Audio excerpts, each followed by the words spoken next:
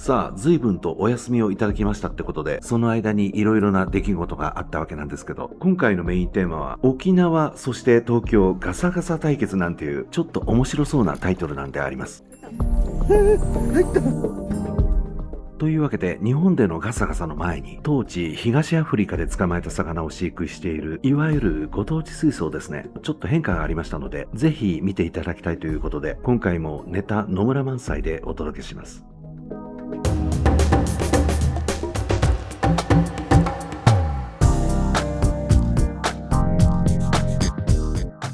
さあ、本当にご無沙汰ぶりなんですけど、日本にちょっと帰ってましたからね、35日家を留守にしたわけなんですけど、その間にやはり茶ゴケがひどくなってしまったわけなんであります。この茶ゴケがひどくなるのは水質の問題でそうなってしまうんですけど、ご安心してくださいということで、当地にはザ・コケ取り生態レッドアイラベオがいますからね、いつも通りこの魚に任せてみましょうということで、その結果については後ほどご覧いただきたいと思います。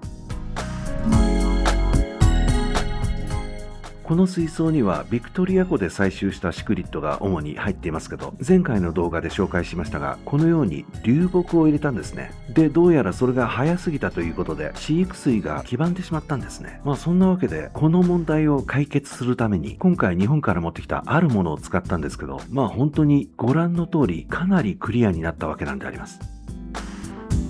これについても後ほど詳しくお話ししたいということで、またチャンネル名が変わりました。もののけ兄さんアクアリウムクラブ、今回もどうぞよろしくお願いいたします。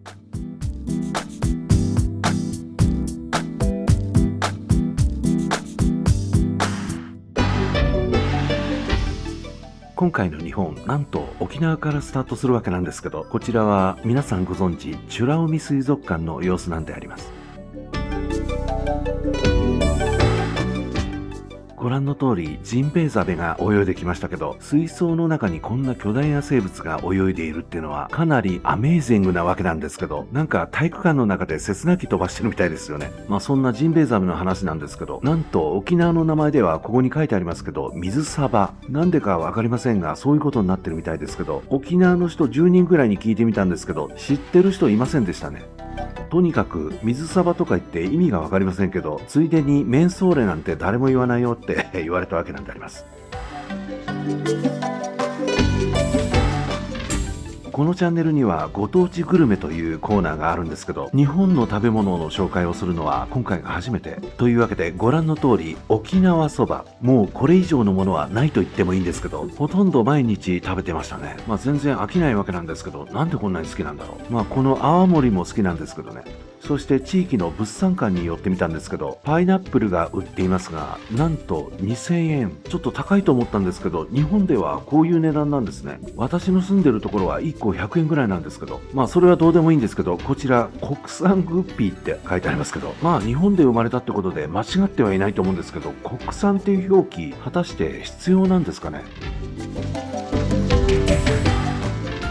こちらは我々家族が2泊させていただいた民宿なんですけど、古民家を移築させたものということで、沖縄の建築を忠実に再現したとても素敵なお宿なわけなんですけど、というわけで私もこういうのがやりたい。そうなんです。今回沖縄に来たのはそういった古民家を探しに来たわけなんであります。そんな古民家探しの旅だったんですけど、小僧とマミーがジャングリアに行ってる間に近くの川で生き物調査を行ったわけなんであります。聞いてはいたんですけど、やはり外来種が非常に多いというわけで、本当に数もたくさんいるわけなんですけど、ドクターフィッシュのように足をつつきに来るんですよね。本当に私が餌になっているわけなんですけど、それらの魚の正体、その1、グッピー。もう本当に暖かいところなら世界中どこにでもいます。そしてこちらの尾びれの長い魚、これは中米原産のいわゆるソードテール。これは飼育したことないんですけど、たくさん水槽に入れたら楽しそうですね。先ほど古民家を買って民宿をやりたいなんていう話をしたんですけど、こういった地域の水生生物を集めて美ら海に対抗して地元の魚水族館、そんなものを民宿に併設したいなと。このトゲなし沼エビですかね、これでエビアクアリウムなんていいかもしれませんね。妄想が頭の中を駆け巡るわけなんであります。この辺の川には坊主ハゼがいるってことで、そんなようなものを捕まえたわけなんですけど、確認する前に逃がしてしまいました。そして次に捕まえたのがこれ。ちょっと大きいですね。というわけで坊主ハゼではなさそうなんですけど、この歌舞伎役者のような顔は皆さんおなじみの吉野堀ですね。結構種類いますけど、何吉野堀ですか？やはりお父さんだけずるいということで、別の日に小僧も参加したんですけど、これがすごい。というわけで小僧が捕まえたのはとても立派なテナガエビ。モクズガニもいました。オスのモクズガニ、飼育経験ある方ぜひコメントください。そしてサワガニはかなりいるわけなんであります。水の流れがあるサワガニ水槽なんていいですよね。というわけでこの辺にはもちろん川だけではなく釣りができる海、そして引き潮の時に海辺の生物を採集することができる割と遠浅の海岸もあったりするので、もののけ兄さんとしては最高なロケーションなわけなんですけど、なんとこの度割と敷地の広い古民家物件が見つかって、それを買っちゃったわけなんであります。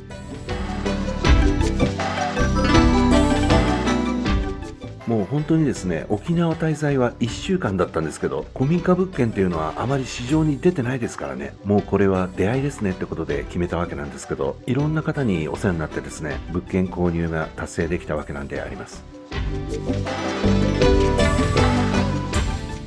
建物がそのまま使えないので、いわゆるリフォームをしないといけないんですけど、こんな感じにしたいということで AI に完成予想図を作ってもらいました。というわけで民宿をやると言ったんですけど、まだ当分先のことになりそうで詳細をお伝えすることができないんですけど、進捗があり次第報告させていただきたいと思います。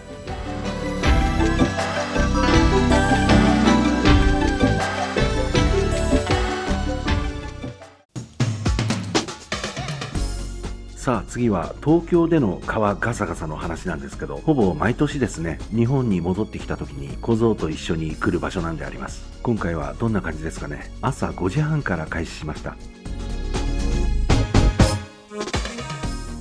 少し残念なことに川の様子が変わってしまってですね、以前は大きな岩が川の真ん中にあって、岩の間に餌を落として釣りができたんですけど、沼秩父を狙っていたんですね。当チャンネルでは愛称としてボンゲと呼んでいますけどね。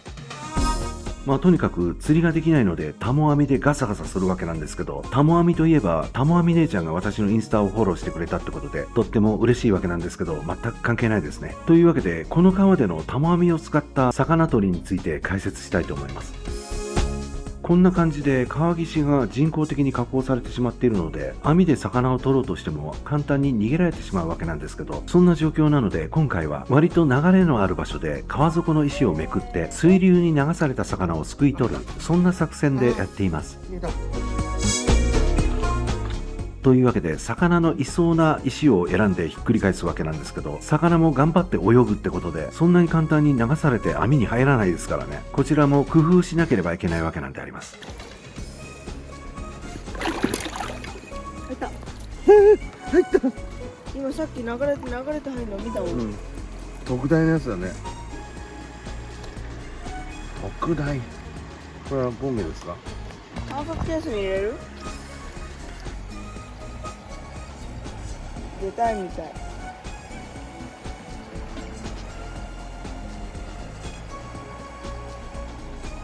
というわけで立派な沼秩父を捕まえることができたわけなんですけど、先ほど少し工夫しなければいけないと言いましたけど、難しいことではなく、このように足を使って魚を網に追い込んだり、もう一つの網で魚の逃げ道をなるべく塞ぐ、そして素早く石をひっくり返すことによって魚が石の裏から飛び出るように仕向けるというわけで、そんなことに関係なく魚が網に入るシーンがこちら。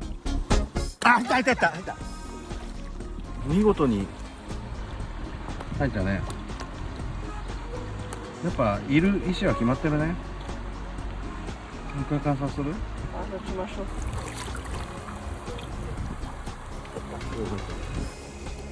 かっこいいかっこいい。わあかっこいいね。かっこいいスーパーボンゲくんです。さっきのと比べてどう？背びれ、似てる。背びれ似てる？なんだそのコメン背びれがあれちょっとこっちの方が綺麗。ト。うん。そしてもう一つ帯かな、後ろのわかんない、これ帯。なぜか黒いものがついてる。黒い模様がある？うん。そしてこの点々点は多分オスだけの特徴で、メスは多分地味だと思う。うん。リリースする？これはね、エレガントにしなきゃいけないです。エレガントにリリース。全然エレガントじゃん。というわけでエレガントにリリースするってよくわかりませんけど、最初に捕まえたボンゲをリリースするシーンをご覧ください。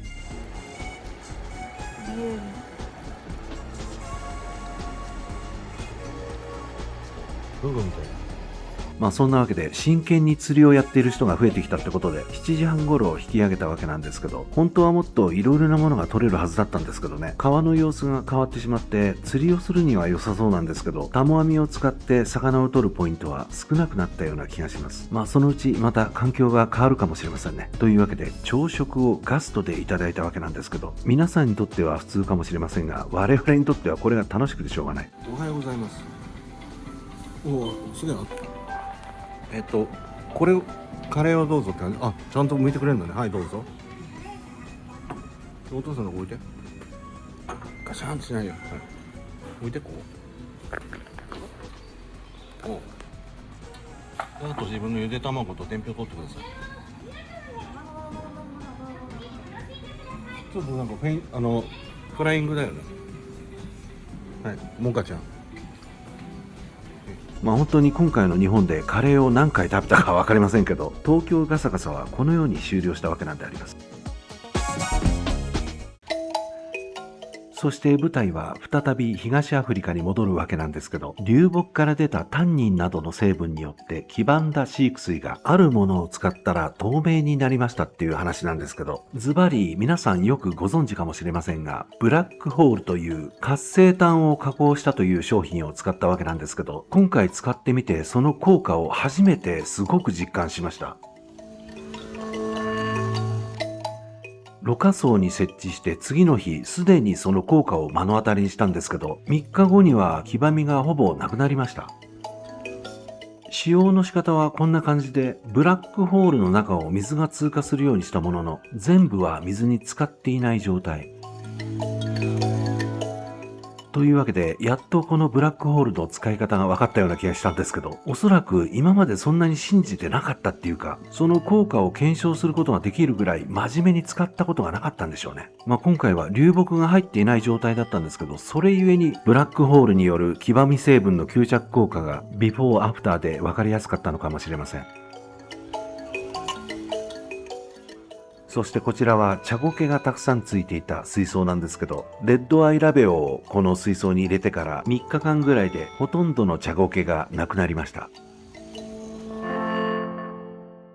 というわけでいろいろありましたが、今回の動画はこの辺で終わるわけなんですけど、動画編集用に新しいパソコンを買ったんです。もう7年ぐらい買い替えてなかったんですけど、まあとにかくですね、今回買ったやつは編集作業で固まったりしないんですね。まあ本当に編集スピードが上がったので、いつもの半分ぐらいの時間でこの動画もできちゃったわけなんですけど、そうなると動画の更新頻度ももう少し頻繁になるかもしれない。若干そんな風に思うわけなんですけど、今回もご視聴ありがとうございました。